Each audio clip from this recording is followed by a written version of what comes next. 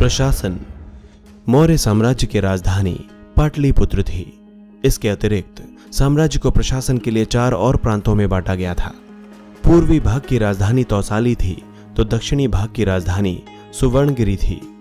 इसी प्रकार उत्तरी तथा पश्चिमी भाग की राजधानी क्रमशः तक्षशिला तथा उज्जैन थी, जिसे उज्जैनी भी कहा जाता है। इसके अतिरिक्त समापा, इशीला तथा कौशाम्बी भी महत्वपूर्ण नगर थे। राज्य के प्रशासन को चलाने के लिए प्रांतपालों को नियुक्त किया जाता था।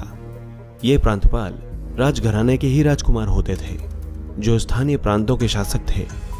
राजकुमारों की मदद के लिए हर प्रांत में एक मंत्री परिषद तथा महामात्य होते थे। प्रांत आगे जिलों में बटे होते थे। प्रत्येक जिला गांव के समूहों में बटा होता था। प्रादेशिक जिला प्रशासन का प्रधान होता था।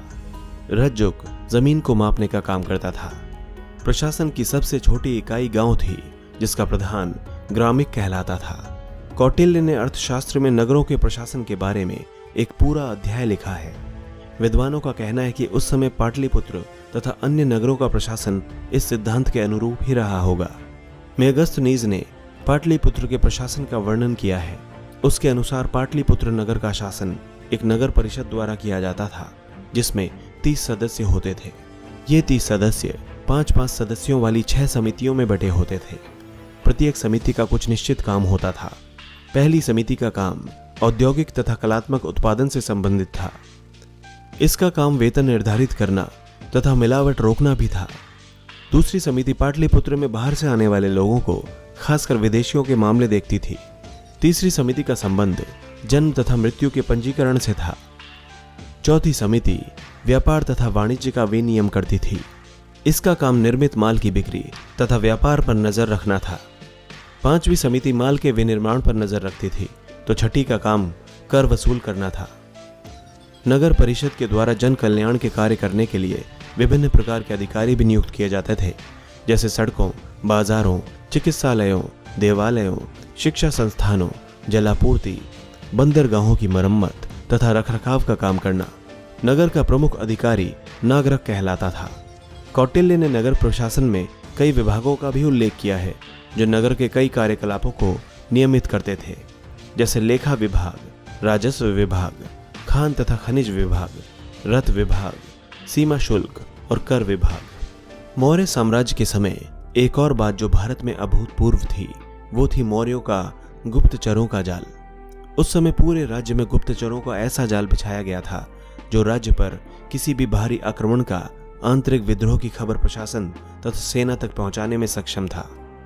भारत में सर्वप्रथम मौर्य वंश के शासनकाल में ही राष्ट्रीय राजनीतिक एकता स्थापित हुई थी। मौर्य प्रशासन में सत्ता का सुदृढ़ केंद्रीयकरण था, परंतु राजा निरंकुश नहीं होता था। कौटिल्य ने राज्य सप्तांक सिद्धांत निर्दिष्ट किया था, जिसके आधार पर मौर्य प्रशासन और उसकी गृह तथा विदेश नीति संचालित होती थी। आर्थिक स्थिति। इतने बड़े साम्राज्य की स्थापना का एक परिणाम यह हुआ कि पूरे साम्राज्य में आर्थिक एकीकरण हुआ। किसानों को स्थानीय रूप से कोई कर नहीं देना पड़ता था। हालांकि इसके बदले उन्हें कड़ाई से पर वाजिब मात्रा में कर केंद्रीय अधिकारियों को देना पड़ता था।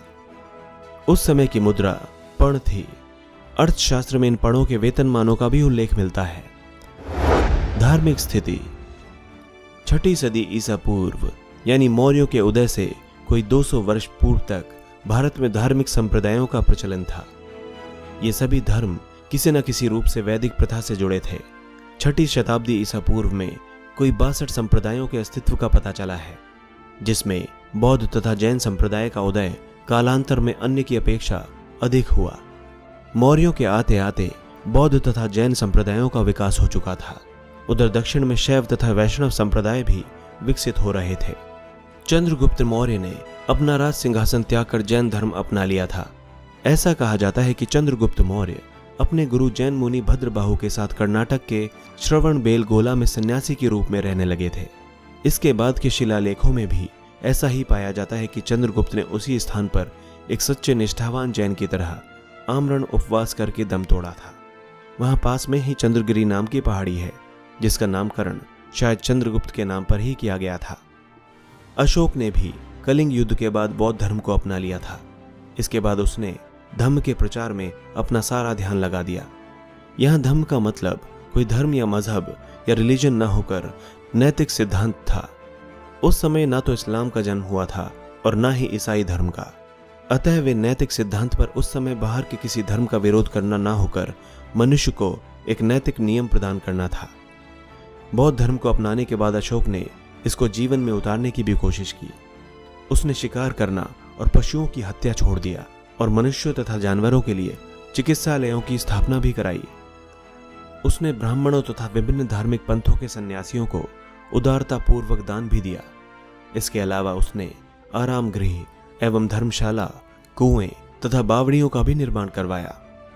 उसने धर्म महापात्र नाम के पद वाले अधिकारियों की नियुक्ति की, जिनका काम आम जनता में धम्म का प्रचार करना था। उसने विदेशों में भी अपने प्रचारक दल भेजे। पड़ोसी देशों के अलावा मिस्र, सीरिया, मकदूनिया यानी यूनान, साइरीन तथा एपायरस में भी उसने धर्म प्रचारकों को भेजा।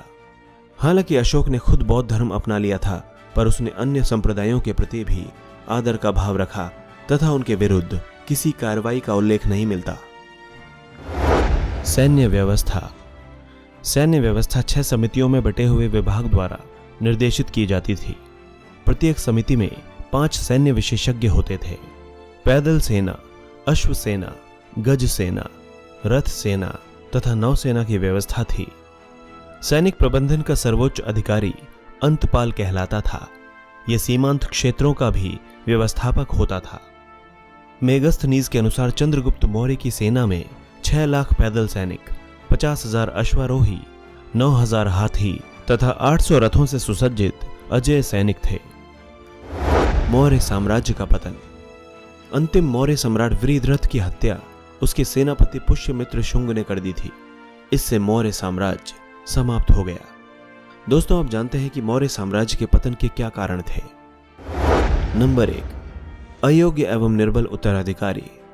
नंबर 2, प्रशासन का अत्यधिक केंद्रीयकरण। नंबर 3, राष्ट्रीय चेतना का अभाव। नंबर 4, आर्थिक एवं सांस्कृतिक असमानताएं। नंबर 5, प्रांतीय शासकों के अत्याचार। नंबर 6, करों की अधिकता। नंबर 7, अशोक की धम्म नीति। और नंबर 8, अमात्यों के अत्याचार। मौर्यकालीन सभ्यता के अवशेष भारतीय उपमहाद्वीप में जगह जगह पाए गए हैं। पटना यानी कि पाटलिपुत्र के पास कुम्हरार में अशोककालीन भग्नावशेष पाए गए हैं। अशोक के स्तंभ तथा शिलाओं पर उत्कीर्ण उपदेश साम्राज्य की अलग अलग जगहों पर मिले हैं, जिससे हमें मौर्य वंश के इतिहास के बारे में एक विस्तृत जानकारी प्राप्त होती है। दोस्तों, इसी तरह की इंटरेस्टिंग और इन्फॉर्मेटिव वीडियोस देखने के लिए हमारे चैनल हिस्टोरिक हिंदी को आज ही सब्सक्राइब करें और बेल आइकन को दबाना ना भूलें।